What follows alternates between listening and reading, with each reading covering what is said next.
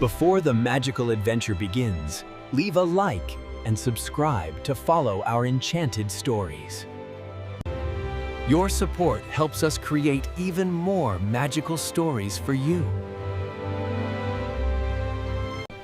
Once upon a time, there lived a sweet little girl everyone called Little Red Riding Hood.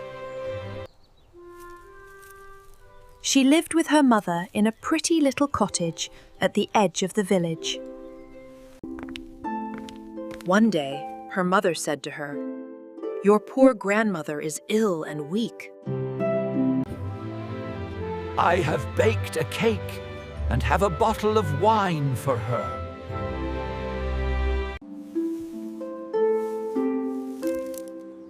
Take this to her. It will give her strength. But be good and do not stray from the path into the woods. Little Red Riding Hood promised her mother that she would be very careful. She put on her red cloak and said goodbye to her mother.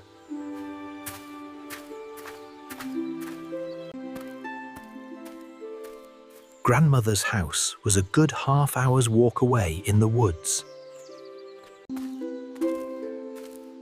Little Red Riding Hood went into the great forest full of tall trees. The path was clear, and she walked happily, enjoying the beautiful day. But as she ventured deeper, the woods around her started to grow darker. Suddenly, a shadow fell across her path, and she stopped in her tracks. From behind a great oak tree, a large wolf appeared before her. "Good day, Little Red Riding Hood," the wolf said in a gentle voice. She had never met a wolf before and did not know to be afraid. "Where are you going, and what do you have in your basket?"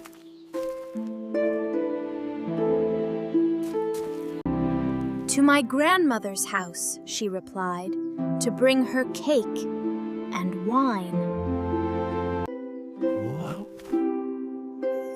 See the pretty flowers that are growing all around?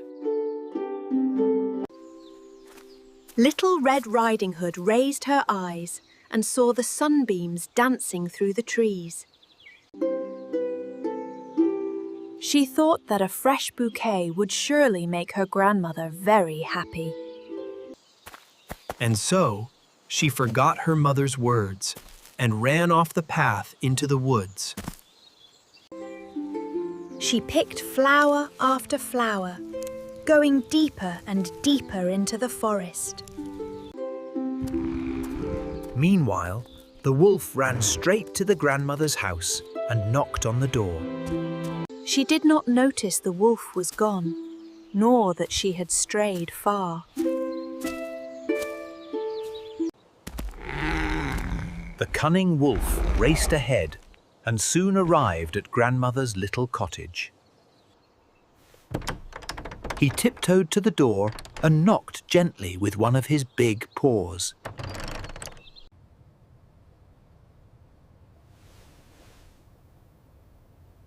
Is anyone there? I have brought you cake and wine. Lift the latch. I am too weak to get up.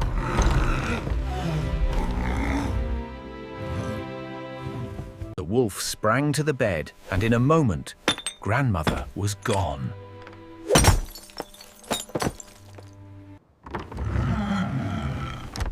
Then the wolf found grandmother's clothes and put them on as a disguise. He put on her cap and got into bed, ready for his next visitor. He lay down and waited patiently for Little Red Riding Hood to arrive.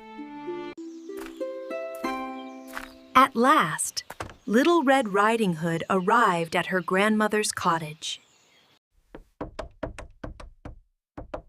She knocked gently on the door and called out, as she always did. Come in, my dear.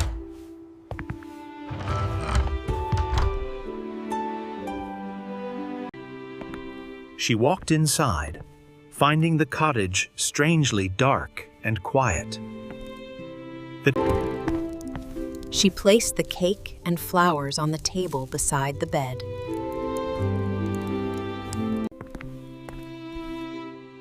But something seemed very different about her dear grandmother today.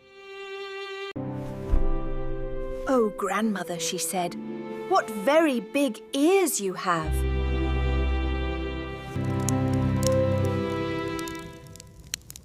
All the better to hear you with, my dear. But grandmother, she continued, what big eyes you have. All the better to see you with, my dear. And grandmother, she whispered, what big hands you have.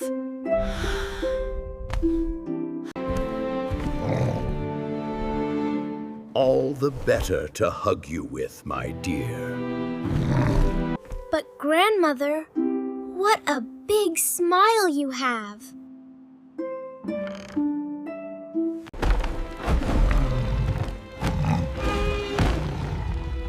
All the better to eat you with. With a final roar, the wolf leaped from the bed to gobble her up. The wolf smacked his lips and yawned loudly, feeling comfortably full and ready for a nap. With his belly full, the satisfied wolf climbed back into grandmother's bed. Soon he fell fast asleep and began to snore, very, very loudly.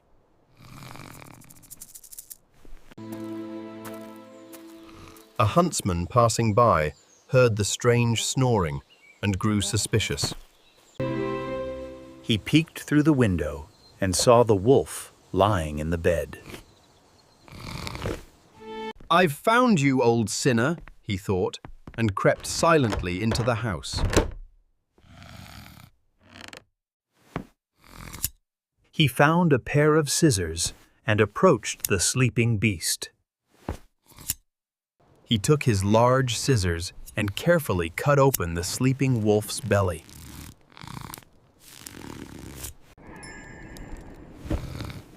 After a few snips, he saw the red cap shining through the opening.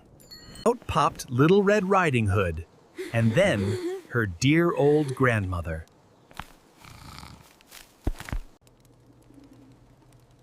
How happy they were! Little Red Riding Hood hugged her grandmother tightly. The huntsman had an idea to make sure the wolf never bothered anyone again. The huntsman had an idea to make sure the wolf would cause no more trouble. So, they went outside into the garden and began to gather large, heavy stones. They carried the stones inside and filled the wicked wolf's belly until it was heavy. When the wolf finally awoke, he felt terribly full and had a great thirst.